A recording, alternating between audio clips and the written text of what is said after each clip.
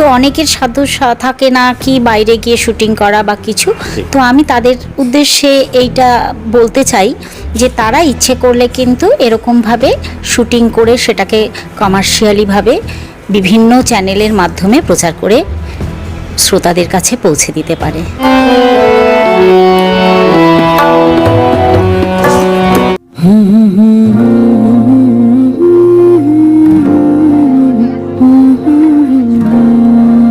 ছেলের মা তো আমার বিয়ে দেখবে না নাকি? ভাই কপালে দিলাম ফোঁটা, জম দুয়ারে পড়লো কাটা, যমুনা দেয় জমকে ফোঁটা, আমি দিয়ে আমার ভাইকে ফোঁটা। আমাকে ফোঁটা দেবে না মা? ভাই ফোঁটা না বোন ফোঁটা? দুটোই। আরে এবার একটা ক্লাসিক্যাল হোক না। আরে ক্লাসিক্যাল তো বুঝলাম, কিন্তু কি ভরতনাট্যম, কত্থক, ওড়িশি? ও ওয়েস্টার্ন। কেন, এটা ক্লাসিক্যাল না? নিশ্চয়ই। ভেঙে গড়ে সবাই সবার মতো করে, আমাদের বাঙালিয়ানা, বাংলার খাঁটি সোনা।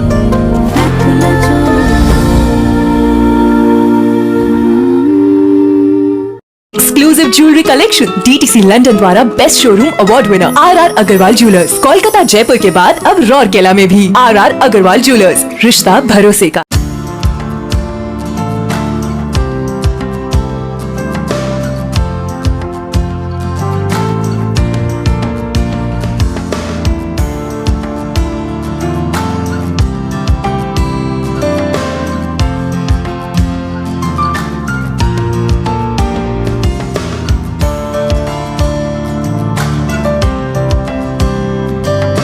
বন্ধুরা, আজ আমরা চলে এসেছি গড়িয়ার এক সুরের ঠিকানায়, যেখানে আমাদের মধ্যে উপস্থিত রয়েছেন সর্বগুণ সম্পন্ন সিঙ্গার নান আদার দেন চিত্রা চ্যাটার্জি।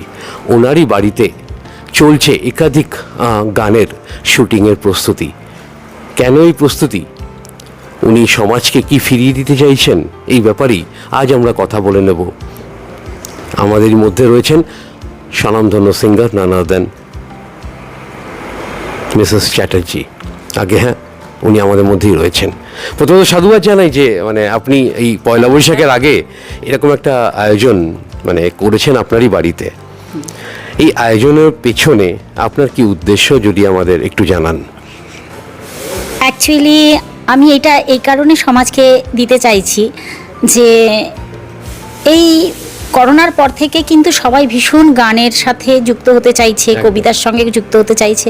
তো অনেকের সাধ্য থাকে না কি বাইরে গিয়ে শুটিং করা বা কিছু, তো আমি তাদের উদ্দেশ্যে এইটা বলতে চাই যে তারা ইচ্ছে করলে কিন্তু এরকমভাবে শুটিং করে সেটাকে কমার্শিয়ালিভাবে বিভিন্ন চ্যানেলের মাধ্যমে প্রচার করে শ্রোতাদের কাছে পৌঁছে দিতে পারে। আজকে কয়েকটা গানের শুটিংয়ের প্রস্তুতি আপনি নিয়েছেন বা শুটিংয়েরই প্রস্তুতি চলছে, কি ধরনের গান রয়েছে যদি একটু জানান। আমি একটু নজরুল গীতি গাইবো, আধুনিক গাইবো, রবীন্দ্রসঙ্গীতও দুটো গাইবো, ওই সব মিলিয়ে মিশিয়ে এই গান গাইবো আর কি। পাঁচমিশালি। যদি একটু একটু খোলসা করেন, গানের এক কলি বা গানের এক কলি করে একটু। নজরুল গীতি করবো, সব পাঁচমিশালি গানই আমি শোনাবো শ্রোতাদের। তো নজরুল গীতির ভীষণ বিখ্যাত নজরুল গীতি, এটা রাগ প্রধান। ভালো করে বিনোদ পেনি বাঁধিয়া দে, এই নজরুল গীতিটি অত্যন্ত সুন্দর এবং রাগ আশ্রিত। এবার আমি একটুখানি আমাদের গীতশ্রী সন্ধ্যা মুখোপাধ্যায়ের এই বসন্তকালীন একটা গানের এক লাইন শোনাচ্ছি। মধুমালতী ডাকে আয়, ফুল ফাগুনের এ খেলায়। আমার নিজের সুরে একটা এই বসন্তকালের গান আছে, বেশ বিখ্যাত হয়ে গিয়েছিল, সেটার এক লাইন শোনাচ্ছি। কিন্তু আজকে আমি এই গানটা হয়তো এ করবো না, কারণ আমার গানটা রয়েছে, আমি একটুখানি শোনাচ্ছি। ডাকে ওই শিমুল পলাশ আমাকে, ডাকে ওই কৃষ্ণচূড়া আমাকে। এই গানটা অনেক পপুলারিটি পেয়েছে, হয়তো আমি এটা ভবিষ্যতে একটা কলার টিউন করব। আর রবীন্দ্রনাথ আমাদের অন্তরে সব জায়গায়, সব সময়, সব পরিবেশে, তাই অ্যাকচুয়ালি রবীন্দ্রসঙ্গীত করছি, আজকে এটা করব। সেদিন দুজনে দুলেছি বনে, বিখ্যাত সকলের একেবারে অন্তরের গান। আরেকটি রবীন্দ্রসঙ্গীত করব, সেটা হচ্ছে আমার পরানো যাহা চায় তুমি তা, এই ধরনের গানই করব। আর লাস্ট যে গানটা করব সেটা বেশ মজার গান, তালের গান, একটু আন্টা ঝুমুর গানের টাইপের। সেটা হচ্ছে আশা ভোসলেজির বিখ্যাত এই গানটা। আছে গৌরে নিতাই নদিয়াতে, কৃষ্ণ আছে মথুরাতে। আগামী দিনে কি কি প্রজেক্ট নিয়ে আপনি আসতে চলেছেন, যদি একটু আমাদের জানিয়ে দেন। আমার হয়তো খুব বেশি দিন না, খুব অল্প দিনের মধ্যে আরেকটা শুটিং করব, সেটা হচ্ছে কবি প্রণাম।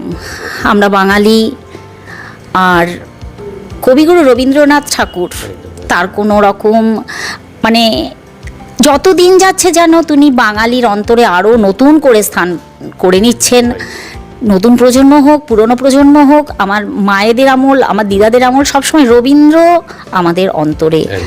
আমরা তাকে পুজো করি, সে আমাদের কাছে এক ঠাকুরেরই মতন কবিগুরু।